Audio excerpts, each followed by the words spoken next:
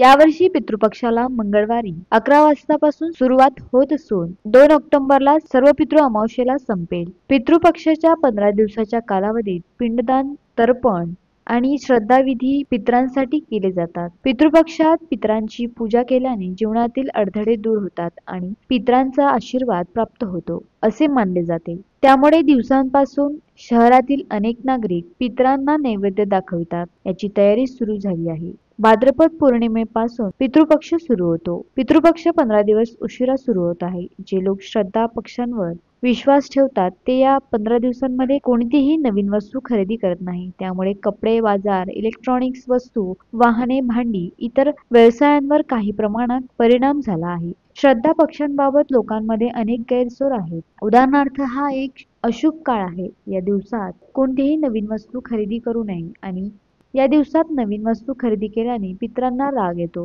पितृपक्षांच्या काळात खरेदी केलेल्या वस्तू पितरांना समर्पित केल्या जातात आणि त्या वस्तूंमध्ये भूतांचा अंश असल्याने याचा वापर करणे अयोग्य आहे अशी एक धारणा आहे. लोकांच्या या श्रद्धेमुळे पितृपक्षात व्यवसायाची गती मंदावते. 2 ऑक्टोबर रोजी सर्व पितृ अमावस्या. पितृपक्षाची समाप्ती बुधवारी 2 ऑक्टोबर रोजी सर्व पितृ अमावस्येला होईल. अमावस्या तिथी खूप महत्त्वाची मानली जाते कारण अश्विन महिन्यातील अमावस्या तिथीला सर्व पितृ अमावस्या असेही म्हणतात.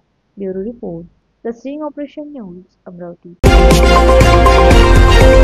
द स्टिंग ऑपरेशन न्यूज, सत्याचे दुसरे नाव, अन्यायावर लेखणीचा घाव.